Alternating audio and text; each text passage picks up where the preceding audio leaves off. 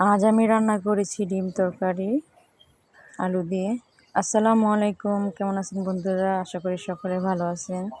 তো আজ আমি রান্না করব ডিম তরকারি। তার জন্য প্রথমে আলুগুলো আমি সিদ্ধ করে নিয়েছি।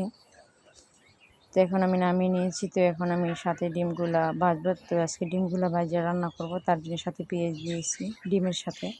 তো এখন আমি কড়াইতে তেল দিয়ে দিচ্ছি। এই যে বৃষ্টি আমার পাশে এসে বসে রয়েছে, আমি রান্না করতেছি। তো এখন আমি ডিমগুলো ভেজে নেব। কড়াইতে আমি ডিম দিয়ে দিয়েছি। তো এক পাশ আমার হয়ে গেছে, এখন আমি উল্টিয়ে দিয়েছি। তো এখন আমার এটা প্রায় ভাজা হয়েছে, এখন আমি নামিয়ে নেব। তো আবারও এইভাবে করে সম্পূর্ণ ডিমগুলো ভাজা নেব। তো এখন আমার প্রায় ভাজা হয়ে গেছে, তো এখন আমি নামিয়ে নেব। এখন আমি বসাবো তরকারি, তার জন্য কড়াইতে তেল পেঁয়াজ দিয়ে দিয়েছি। তো এখন এর সাথে আমি আদা রসুন বাটাও দিয়ে দিয়েছি। তো পানি দিয়ে দিয়েছি সাথে। এখন আমি মশলাগুলো দিয়ে দিয়েছি, দুঃখিত দেখাতে পারিনি। তো সাথে আমি আলুগুলো দিয়ে দিয়েছি। তো এইভাবে ভালো করে এখন আমি কষিয়ে নেব, কোনো পানি দিব না। পানি ছাড়া সাথে লবণ দিয়ে ভালো করে ভাজিয়ে নেব। তো এখন আমার প্রায় ভাজা হয়ে গেছে। তো এখন আমি তরকারি ঝোলের জন্য পানি দিয়ে দিব। তো এখন আমি তরকারি ঝোলের জন্য পানি দিয়ে দিয়েছি। বলক যখন চলে আসবে তখন আমি সাথে ডিমগুলো আমি দিয়ে দিব।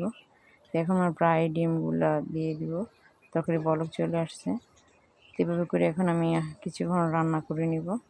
তো এখন আমার প্রায় কিছুক্ষণ রান্না হয়ে গেছে। তো সাথে আমি জিরার গুঁড়া দিয়ে দিয়েছি। তো এভাবে করে কিছুক্ষণ আমি রান্না করব। তো এখন আমার প্রায় রান্না হয়ে গেছে। তো আজকের মতন আমার এখানে ভিডিও শেষ। নেক্সট ভালো কোনো ভিডিও নিয়ে আপনাদের সকলের মাঝে হাজির হবো। সে পর্যন্ত সকলে ভালো থাকবেন, আমাকে লাইক কমেন্ট শেয়ার করবেন। আল্লাহ হাফেজ।